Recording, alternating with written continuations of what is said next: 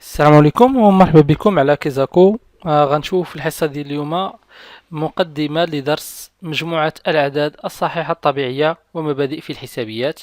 هذا الدرس هذا هو الدرس ديال السنة الجذع المشترك العلمي. غنشوف إن شاء الله في هذا الدرس هذا تعريف ديال مجموعة الأعداد الصحيحة الطبيعية، من بعد نشوفوا شنو هما الأعداد الزوجية والأعداد الفردية، وفي الأخير شوف واحد التطبيق، شوف واحد جوج تمارين كبونيس لهاد الحصة هادي. اول حاجه نشوفوا شنو هي مجموعه الاعداد الصحيحه الطبيعيه. هادشي تكونوا غيكون فايت لكم سمعتوه وعرفتوه. الهدف من هذا الدرس هو التذكير، وكنضيفوا معلومات اخرى حتى هي كنضيفوها المعلومات اللي عندنا اللي عرفناهم سابقا في دروس سابقه. حنا عارفين ان هنا قسميه، عندنا مجموعه الاعداد الصحيحه طبيعيه.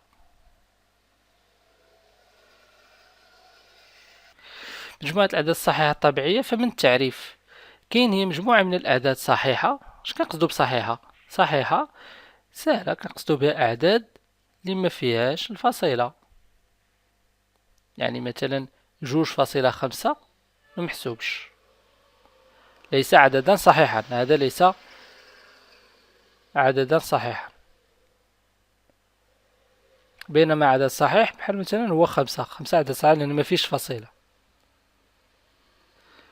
أما فيما يخص طبيعية فهي الأعداد الموجبة أو المنعدمة، يعني أن ما هي ماشي أعداد سالبة. علاش سموها طبيعية؟ لأن ماشي كيف الطبيعة. في الطبيعة ما عمرك تمشي تلقى شي حاجة سميتها -5، ما كايناش، وإنما كتكون 5 هي اللي كتلقى في الطبيعة. 5 التفاحات، 5 الرمانات، 5 الطوموبيلات. ما تقدرش تقول -5 ديال الطوموبيلات. علاش كنقولوا الأعداد الصحيحة الطبيعية؟ كنرمزوا لهاد المجموعة بالحرف ان. علاش كنرمزوا لها بحرف ان؟ منين جات ان؟ جات من طبيعية، طبيعية اللي هي ناتورال. شاش كنديروا الرمز ان؟ اذا نقدروا نكتبوا المجموعة ان على الشكل التالي: هي الاعداد 0 1 2 3 4، اعداد اللي نقدروا نحسبوا بها الاشياء اللي كتحيط بينا حنايا اللي كاينه في الطبيعه، مثلا عدد الاشجار وداك الشيء كنسدو. يعني ملي كندير داك السهم يعني الى ما لا نهايه، يعني ان مجموعه غير محدوده، يعني ما عندهاش واحد النهايه. يعني ما نقدرش نقول بان اكبر رقم فيها هو مليون مليار، اكبر رقم ما معروفش. شاش كنديروا الكتابه بحال هكا. فهاد مجموعه الاعداد الصحيحه الطبيعيه كاين اعداد اللي فيهم اللي ماشي مثلا كما شفتوا في السنوات الفارطه، كنلقاو جذر مربع العدد 9 مثلا. هذا جذر مربع، هذا العدد راه ينتمي الى ان. غتقول لي علاش بينما هو جذر؟ ينتمي الى ان لماذا؟ لان جذر 9 ملي غتبسطها يعطيك 3، و3 كينتمي لان، اذا حتى جذر 9 حتى هو ينتمي الى ان. بينما جذر 8 لا ينتمي الى ان. علاش؟ لان جذر 8 الا حسبتي بالآلة الحاسبة اش يعطيك؟ يعطيك 2.8284. هذا فاصلة، كاين عدد وفاصلة، هذا كيسمى الجزء العشري اللي وراء الفاصلة كاين. اذا هذا لا ينتمي الى ان. انا خصنا حنا العدد يكون فيه جزء صحيح فقط، ما خصش يكون فيه جزء غير صحيح، او كما كنسميوه جزء عشري. مثلا انا جيت عطيتك 6/2، واش كينتمي الان ولا لا؟ نعم كينتمي الان. علاش؟ لان 6/2 الا حسبتها هي 3، و3 كتنتمي الان. بينما الا خديت 1/3 هذا لا ينتمي الى ان. لماذا؟ لان الا جيت نبسط 1/3 يخرج لي 0.33 وغادي 33. هذا لا ينتمي الى ان لان عنده واحد الجزء عشري هنايا، جزء عشري يخالف صفر. العدد 5.000 ينتمي إلى ان. لماذا؟ واخا كاينة فاصلة، لأن الجزء العشري هذا راه منعدم.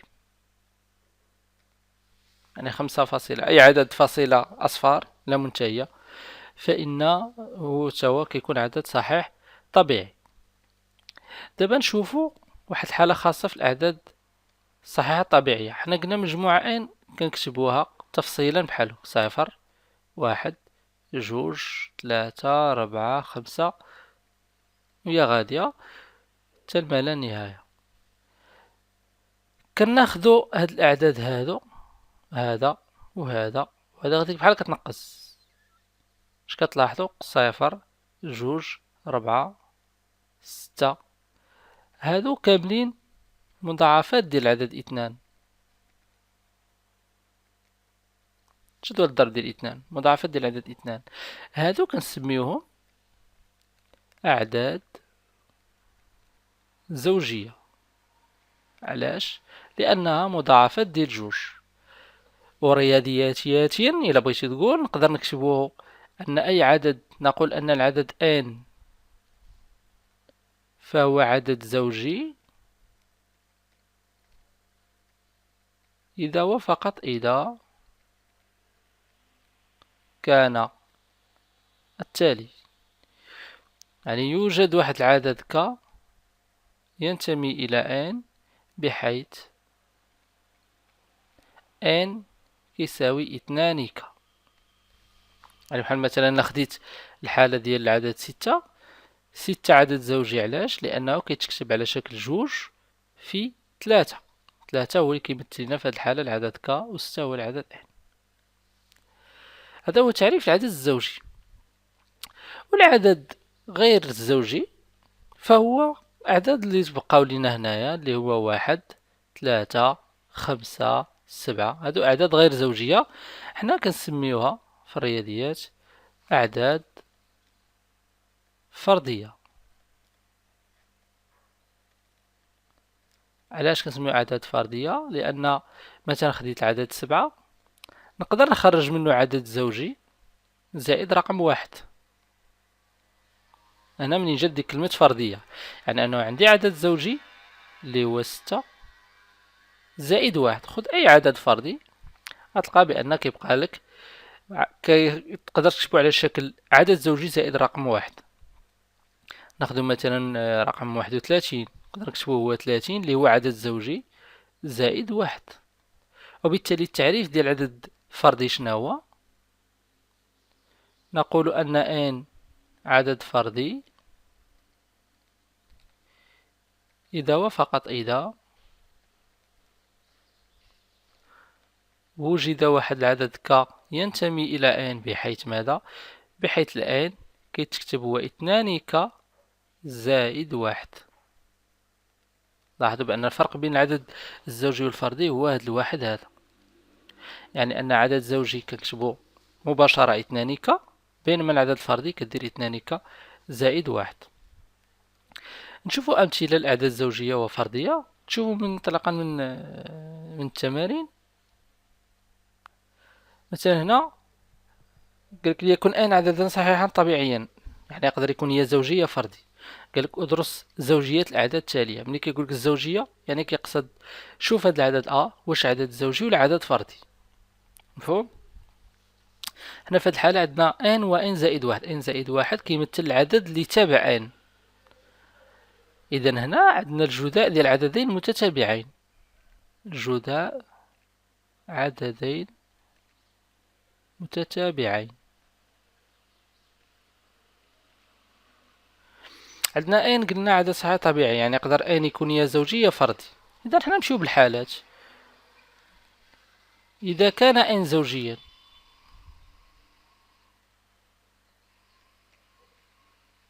فهذا يعني أن n كيتكتب على شكل 2 ك بحيث هاد ك ينتمي إلى n. هذا هو التعريف ديال العدد الزوجي. إذا n زائد 1 شحال غيساوي؟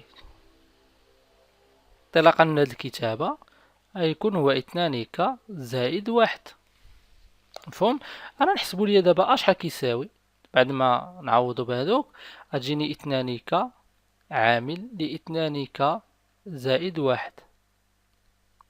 أنا نقدر نكتب هي 2 عامل لك عامل ل2 ك زائد 1، وأضع هادشي كامل هو ك كبيرة تولي عندي هي 2 في ك، مما يعني أن في هاد الحالة كيكون عدد زوجي. طبعا بوضع، نكتبها أنا باش تبان لكم، بوضع ك كبيرة كيساوي هو ك عامل ل2 ك زائد 1، كتولي الكتابة على الشكل التالي، كيولي عدد زوجي. إذا لاحظنا بأن إذا كان عدد زوجي فهذا يعني أن كيكون عدد زوجي. نشوفو دابا الحالة ملي كيكون عدد فردي. إذا كان عددا فرديا،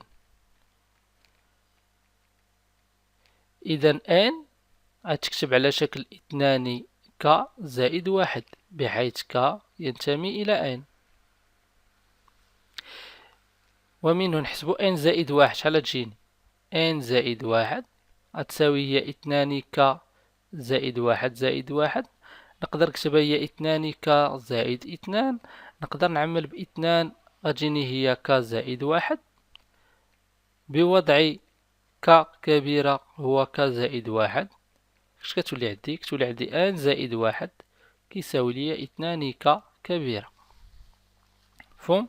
إذا دابا نحسبو غيعطيني هو عامل ل زائد 1، هو 2 ك زائد 1، زائد 1 هو 2 ك كبيرة. نقدر نجيب هاد الجوج هنا ونعمل بها، غتجيني هي ك كبيرة عامل 2 ك زائد 1. هنا كذلك كنقوم بوضع ك كبيرة 1 كتساوي هي ك كبيرة 2 ك زائد 1، نعاود هنا تجيني هي 2 ك 1، وبالتالي كيساوي 2 ك 1. إذا كنقولو بأن عدد زوجي. هنا عدد زوجي. لا لاحظتو في الحالتين بجوج، ملي كان زوجي خرج لنا عدد زوجي، ملي كان فردي خرج لنا عدد زوجي.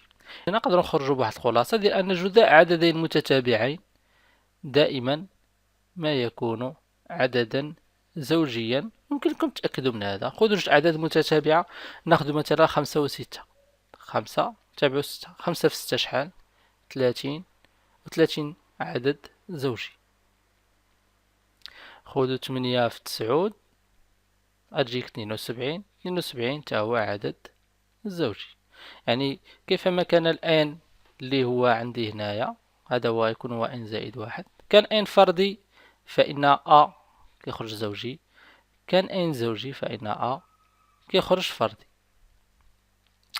كنتمنى تكونوا استفدتوا معي في الدرس ديال اليوم. نضرب لكم موعد جديد وفيديو آخر على kizaku.com. كان معكم رضوان، السلام عليكم.